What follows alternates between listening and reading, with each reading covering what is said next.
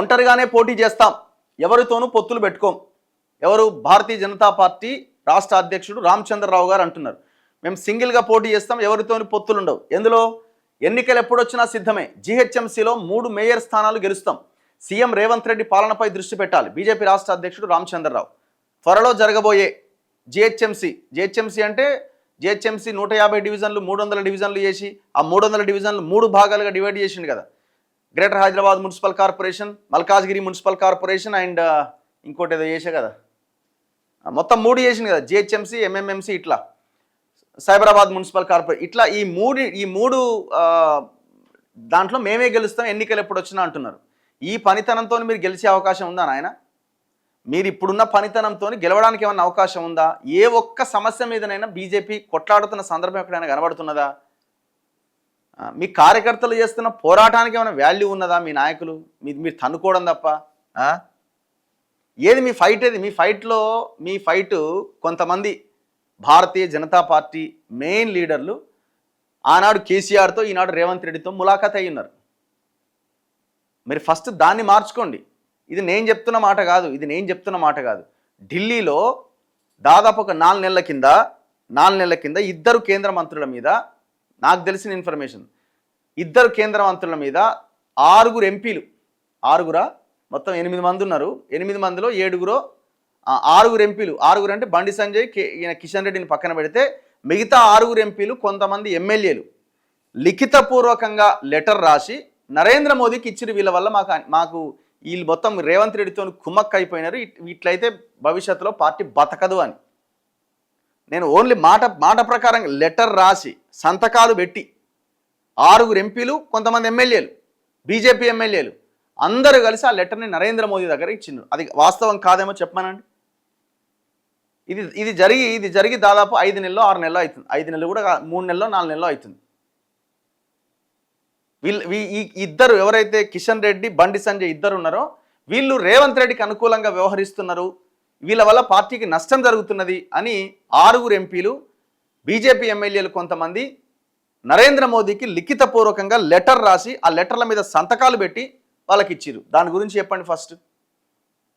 వాస్తవమే. ఇప్పుడు వాళ్ళ ఆవేదనలో కూడా అర్థం ఉన్నది, డౌట్ ఏం లేదు. ఇప్పుడు మొన్న జూబ్లీహిల్స్ ఎలక్షన్స్లో మొలతాడని లాస్ట్ 2 రోజులు హడావుడు ఎందుకు చేసిరు? దేనికి చేసినారు? రేవంత్ రెడ్డి కోసం ఓట్ పోలరైజ్ చేసి కాంగ్రెస్కి అనుకూలంగా మార్చడానికి ప్రయత్నం జరిగింది.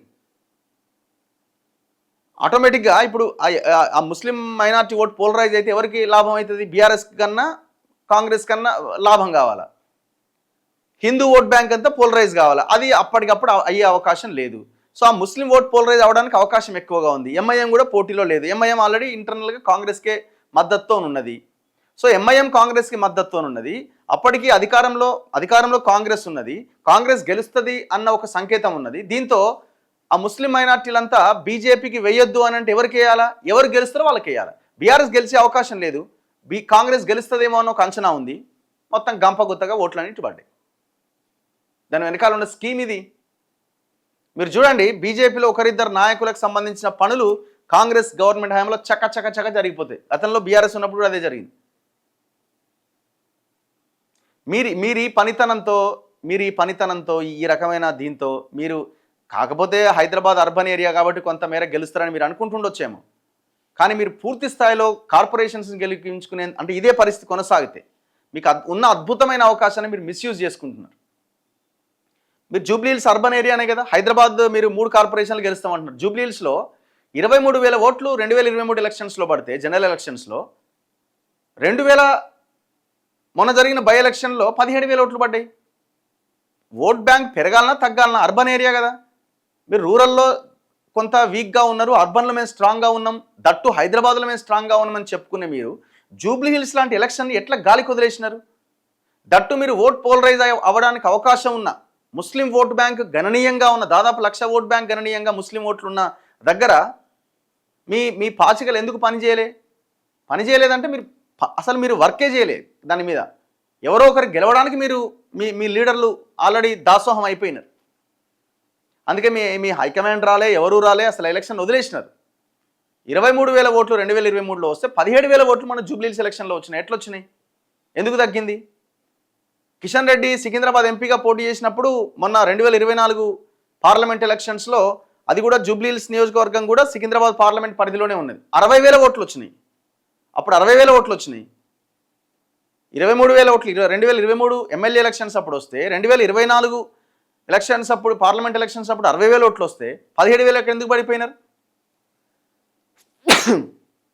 సో మీరు మీ పనితీరు మార్చుకోకపోతే, మీరు కష్టపడాలి, రాష్ట్రంలో అధికారంలోకి రావాలన్న ఆలోచన లేకపోతే, మేము గిట్లనే రేవంత్ రెడ్డితోని వాళ్ళతో వీళ్ళతో ములాఖత్ అవుతామని కొంతమంది లీడర్లు భావిస్తే, మీ పార్టీ జిహెచ్ఎంసీలో 3 కార్పొరేషన్లు కాదు కదా, ప్రతి కార్పొరేషన్లో 30 సీట్లు కూడా గెలవడానికి అవకాశం ఉండదు.